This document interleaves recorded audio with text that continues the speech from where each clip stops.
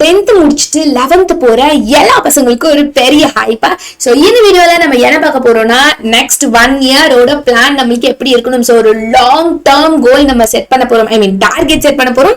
So இது எல்லாரும் கவனமா பாருங்க. சோ எப்படி எப்படி ஸ்பிளிட் பண்ணி படிக்கணும் அப்படிங்கறதையும் நான் சொல்ல போறேன். ஓகேவா? சோ 11th மேக்ஸ்க்கு நெக்ஸ்ட் 1 இயர் ஸ்டடி பிளான் பார்த்தலாம். சோ பார்த்துட்டு இருக்க எல்லாருமே இப்பதான் ஹையர் செகண்டரிக்குள்ள என்டர் ஆகுறீங்க, கரெக்டா? சோ இது வரைக்கும் உங்களோட பயம் என்னவா இருக்கும்? மேம் இது வரைக்கும் நான் ஒரு புக் தான் படிச்சுட்டு இருந்தேன், இப்ப பார்த்தா எல்லாத்துலயும் ரெண்டு புக் இருக்கு, அதே ஒன் இயர்ல என்னால எல்லாத்தையும் படிச்சிட முடியுமா? அண்ட் இது வரைக்கும் நான் படிக்காத கேட்காத புது டேர்ம்ஸ் எல்லாம் அதுல இருக்கு, என்னால இதை உடனே அண்டர்ஸ்டாண்ட் பண்ணிக்க முடியுமா? கொஞ்சம் பயமா இருக்கு இப்படிங்கிற மாதிரியான தாட்ஸ் எல்லாம் உங்க பிரெயின்ல ஓடிட்டு இருக்கு அப்படின்னா முதல்ல அதெல்லாம் தூக்கி போட்டுருங்க. சோ நீங்க ஹையர் செகண்டரிக்குள்ள என்டர் ஆகும்போது உங்களோட ஃபியர் அண்ட் ஹெசிடேஷன் எந்த ஒரு இதுக்குமே தயங்கமே வேண்டாம். சோ எதா இருந்தாலும் தைரியமா ப்ரொசீட் பண்ணுங்க. அண்ட் ப்ரொக்ரஸ்டினேஷன் இது நம்மளுக்கு ஹையர் செகண்டரி, கரெக்டா? சோ இங்க நம்ம அதை தள்ளி போடுற வேலையே இருக்கவே கூடாது. அண்ட் லேசினஸா முதல்ல தூக்கி போட்டுருங்க.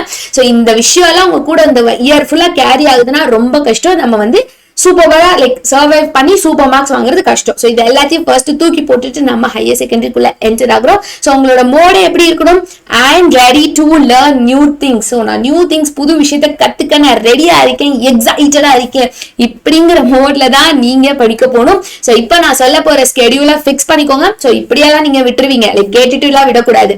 இப்பவே ஒரு பேப்பர் பேனாவை எடுத்து நான் சொல்ல போற ஸ்கெடியூல நோட் பண்ணி வச்சு நீங்க படிக்கிற இடத்துல ஸ்டிக் பண்ணி வச்சிருங்க. சோ பாத்துட்டு இருக்க எல்லாருமே நான் வால்ல ஸ்டிக் பண்ணிட்டேன் இதை பண்ணிட்டு நீங்க எனக்கு கமெண்ட்ல சொல்லணும். சோ ஐ ஹோப் எல்லாரும் சொல்லுவீங்கன்னு நினைக்கிறேன். யா சோ இந்த பிளானை எப்படி பிரிச்சு படிக்கிறோங்கிறத நான் சொல்றேன்ல, கரெக்டா நோட் பண்ணி இதை உங்களுக்கு நீங்களே கரெக்டா டிசிப்ளினா ஃபாலோ பண்ணுங்க. ஓகேவா? சோ லெட்ஸ் ஸ்டார்ட் பா. மே மந்த்ல இருந்து ஸ்டார்ட் பண்ணலாம். பிகாஸ் நாங்க தான் சொல்லியிருந்தோம் கொஞ்சம் 11th ஸ்டூடெண்ட்ஸ் ரெஸ்ட் எடுங்கன்னு. சோ போதும், இப்ப நம்ம ஸ்டார்ட் பண்ணிடலாம். சோ மே மந்த்ல மேக்ஸ் என்ன படிக்கிறோம் அப்படின்னா ஃபர்ஸ்ட் 2 சாப்டர்ஸ் பா.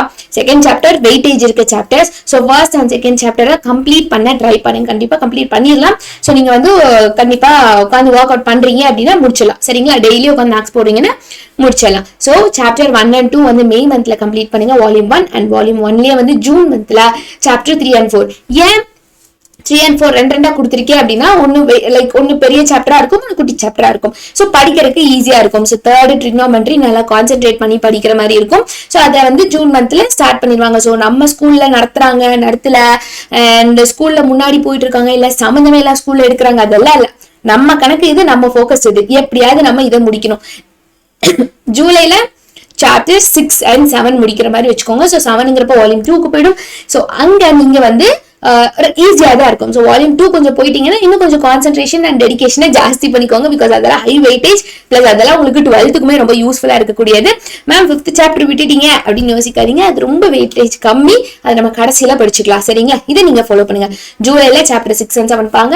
ஆகஸ்ட்ல chapter 8 and 10. So 8 vector, 10 differentiation, புதுசா இதெல்லாம் நீங்க படிப்பீங்க.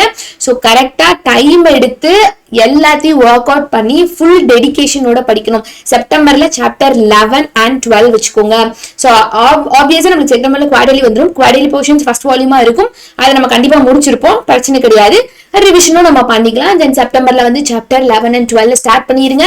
ஸ்டார்ட் பண்ணிட்டீங்க அப்படின்னா ஈஸி தான். 11th and 12th 11th integration ஒன்னு கஷ்டம், 12th ப்ராபபிலிட்டி படிச்சுக்கலாம். சரிங்க?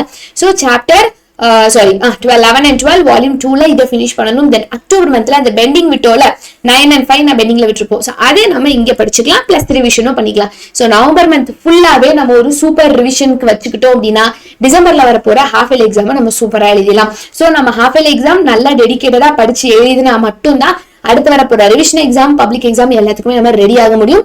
சோ ஹாஃப் இயர்லி எக்ஸாம்ல நல்லா பெர்ஃபார்ம் பண்ணணும். சோ நீங்க பப்ளிக் உங்களோட டார்கெட்டா இருக்க கூடாது, ஹாஃப் இயர்லி எக்ஸாம் உங்களோட டார்கெட்டா வச்சுக்கோங்க. சோ ஹாஃப் இயர்லி எக்ஸாம்ல நான் சூப்பரா ஸ்கோர் பண்ணணும், அதுக்கு நான் என்ன பண்ணணும் அப்படிங்கிற டார்கெட்டை நீங்க வச்சுக்கோங்க. ஓகேங்களா? சோ நவம்பர்ல ஃபுல்லா நம்ம ரிவிஷனுக்கு வச்சுக்க போறோம். டிசம்பர் மந்த் நம்ம ஹாஃப் இயர்லி எக்ஸாம் எழுத போறோம்.